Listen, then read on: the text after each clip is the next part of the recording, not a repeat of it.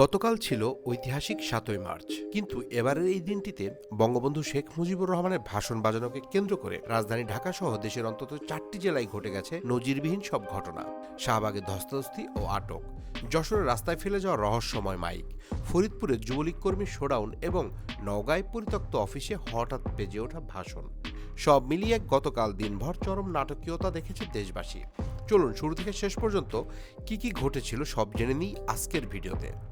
সবচেয়ে উত্তেজনাকর ঘটনাটি ঘটে রাজধানী ঢাকায়।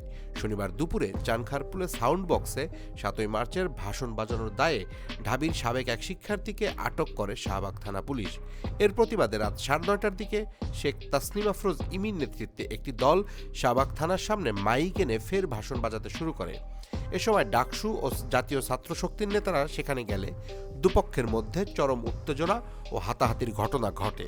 এক পর্যায়ে সেখানে উপস্থিত থাকা জহুরুল হক হল ছাত্রলীগের এক নেতাকে চিনে ফেলে তাকে মারধর করে পুলিশের সোপর্দ করা হয়। ধাক্কাধাক্কির এক পর্যায়ে ইমিকেও পুলিশ হেফাজতে নেয়। ঢাকার বাইরে যশোরে ঘটে আর এক অদ্ভুত ঘটনা। শনিবার রাত ৯টার দিকে যশোর শহরের ব্যস্ততম চারখাম্বা মোড়ে প্রবীণ শিক্ষাবিদ পাভেল চৌধুরীর বাড়ির প্রাচীরের ওপর কে বা কারা একটি সাদা নীল রঙের হ্যান্ড মাইক রেখে যায়, আর সেই মাইকে অনবরত বাজতে থাকে ৭ই মার্চের ভাষণ। উৎসুক জনতা ভিড় জমালেও কেউ ভয়ে মাইকটির কাছে যায়নি। পরে খবর পেয়ে পুলিশ এসে মাইকটি জব্দ করে থানায় নিয়ে যায়। কারা এই মাইক রেখেছিল তা এখনো জানা যায়নি। যশোরে মাইক লুকিয়ে রাখা হলেও ফরিদপুরে ঘটেছে একদম উল্টো ঘটনা। শনিবার রাতে ফরিদপুর শহরের বিভিন্ন অলিতে গলিতে রনি ঘোষ নামের এক যুবলীগ কর্মী সরাসরি একটি ছোট হ্যান্ড মাইক হাতে নিয়ে ৭ই মার্চের ভাষণ বাজিয়ে ঘুরে বেরিয়েছেন।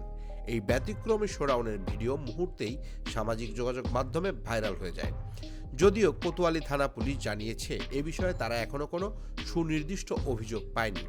অন্যদিকে সকালে নওগাঁ শহরের সরিষাহাটির মোড়ে থাকা প্রায় পরিত্যক্ত জেলা আওয়ামী লীগ কার্যালয়ের ৩তলা থেকেও হঠাৎ একটি ছোট মাইকে ভাষণ বাজতে শুরু করে। কে বা কারা সেখানে মাইকটি লাগিয়েছিল তা কেউ জানতে পারেনি। পরে স্থানীয়রা গিয়ে সেটি খুলে ফেলে। দর্শক, ৭ই মার্চের ভাষণকে ঘিরে সারা দেশে ঘটে যাওয়া এই ঘটনাগুলো আপনি কিভাবে দেখছেন? এটি কি শুধুই আবেগ নাকি নতুন কোনো রাজনৈতিক সমীকরণ? কমেন্ট করে জানান। লেটেস্ট সব নিউজের জন্য সাবস্ক্রাইব করে বাংলা ফ্লো এর সাথেই থাকুন।